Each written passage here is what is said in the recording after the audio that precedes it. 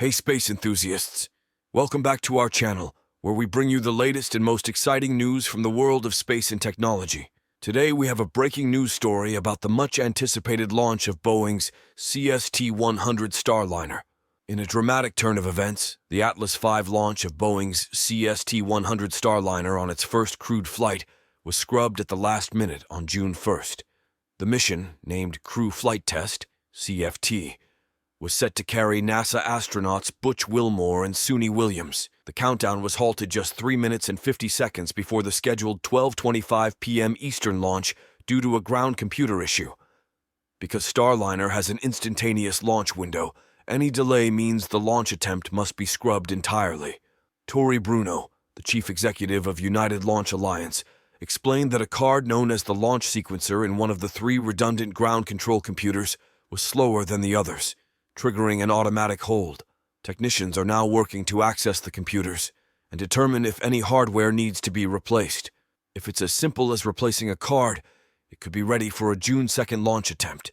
If more time is needed, the backup dates are June 5th and June 6th. NASA, Boeing, and United Launch Alliance worked through other minor issues during the countdown. About 2 hours before the scheduled liftoff, launch controllers reported a problem with valves that control the flow of liquid oxygen and liquid hydrogen into the Centaur upper stage to top off its tanks. Controllers switched to a different computer rack to resolve the issue. Less than 20 minutes before liftoff, spacecraft controllers noted a problem with fans that circulate air in the pressure suits Wilmore and Williams were wearing. The fans were working again a few minutes later. Mark Nappy, Boeing Vice President and Commercial Crew Program Manager, explained that a voltage change as the spacecraft switched to internal power caused the fans to turn off, and spacecraft controllers turned them back on.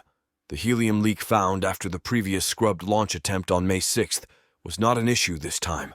Controllers reported that the leak rate was acceptable and even appeared to decrease.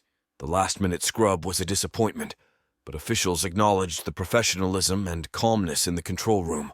Steve Stitch, NASA Commercial Crew Program Manager, remarked that while it's human to be disappointed, the team handled it very professionally.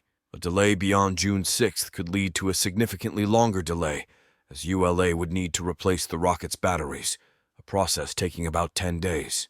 NASA officials have stated that the certification of Starliner must be completed by November or December to keep the first operational mission, Starliner 1, on track for early 2025.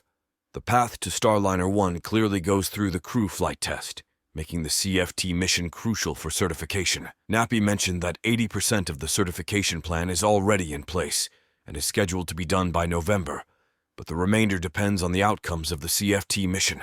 The longer it takes to fly CFT, the shorter the review period becomes, making it important to get the certification review done as soon as possible, regardless of the flight timing. Stay tuned for more updates on this exciting mission, and don't forget to like, subscribe, and hit the bell icon for more space news and updates.